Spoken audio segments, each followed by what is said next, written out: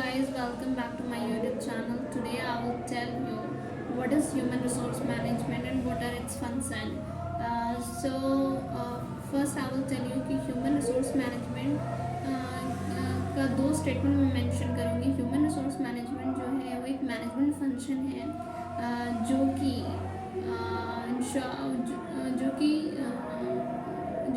कि कंसर्न है सिर्फ उसको प्लानिंग करना है, उसको मोटिवेट करना है और उसको मेंटेन करके रखना है वर्क फोर्स को इन एन ऑर्गेनाइजेशन में.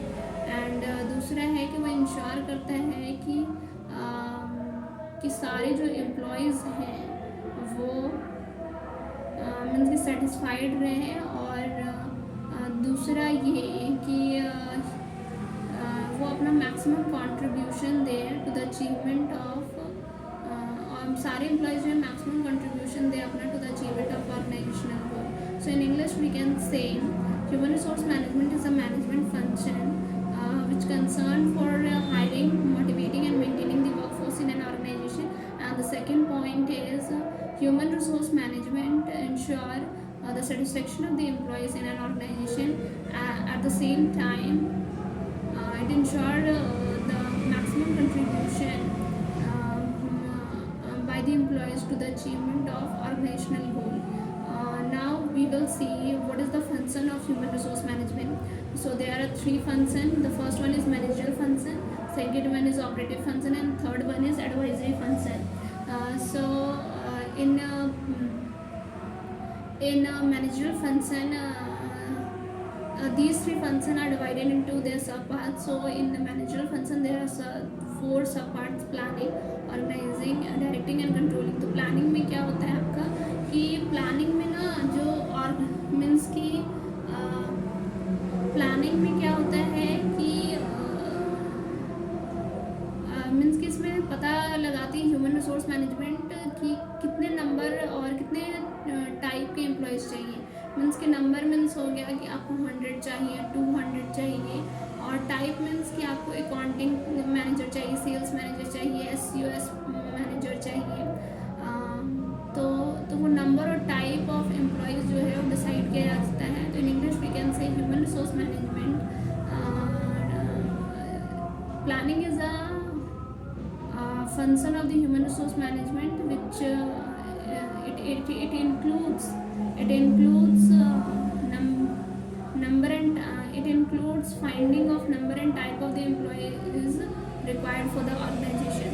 So in second point planning I have dealt now planning in organizing. In organizing में क्या होता है कि कितने मीन्स की एम्प्लॉयज़ जो हैं मतलब कि क्या टास्क मतलब सबको टास्क एम्प्लॉय टास्क दे दिया जाता है ह्यूमन रिसोर्स मैनेजमेंट के द्वारा सारे एम्प्लॉयज़ को. और उसके बीच में रिलेशनशिप स्टैब्लिश कर दिया जाता है सारे एम्प्लॉयज़ के बीच. रिलेशनशिप स्टैब्लिश करने का मतलब है कि सुपीरियर और सब ऑर्डिनेट रिलेशनशिप स्टैब्लिश कर दिया जाता है ताकि वो कलेक्टिवली जो है कंट्रीब्यूट करें to the achievement of organisational goal. और थर्ड है कि आपका प्लानिंग हो गया, ऑर्गेनाइजिंग हो गया, डायरेक्टिंग. तो डायरेक्टिंग में क्या होता है ना आपका डायरेक्टिंग में होता है ना कि activating employees at different levels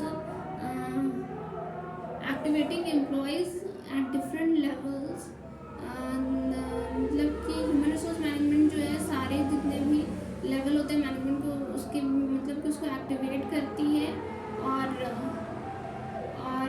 मतलब कि एक्टिवेट करती है ताकि वो मैक्सिमम कंट्रीब्यूशन दे सके वो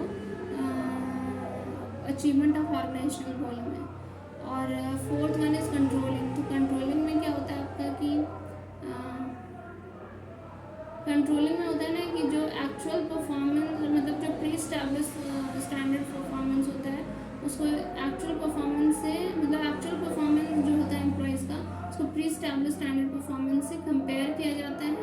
अगर डेविएशन पाया गया एक्चुअल परफॉर्मेंस में from the pre establish standard performance से फिर प्रॉपर कंट्रोल मेजर्स लिया जाता है. और फिर हो गया आपका ये हो गया मैनेजरल फंक्शन तो हो गया.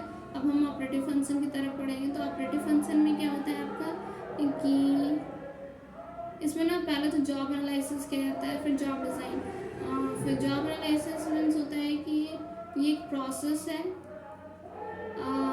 Job analysis is the process जिसमें नंबर और नहीं कितने मीन्स की नंबर और टाइप ऑफ एम्प्लॉयज रिक्वायर्ड है फॉर द ऑर्गेनाइजेशन वो नहीं job analysis I can't remember it right now. So I will deal this tomorrow. That's it for today's video. I have just